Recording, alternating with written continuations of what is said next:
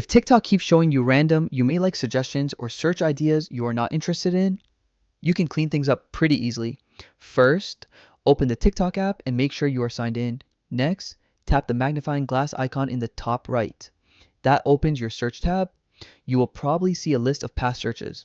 Look for the clear all option and tap it. Confirm it when TikTok asks. That wipes your old search history and instantly removes a lot of suggestions tied to those past searches. Now start typing something into the search bar. You will see suggested searches pop up below. If you want to get rid of any of those, just press and hold on one, then tap not interested. You can do this for as many suggestions as you want, and TikTok will slowly adjust what it shows. Over time, you should notice fewer random ideas and more results that actually match the type of content you usually look for.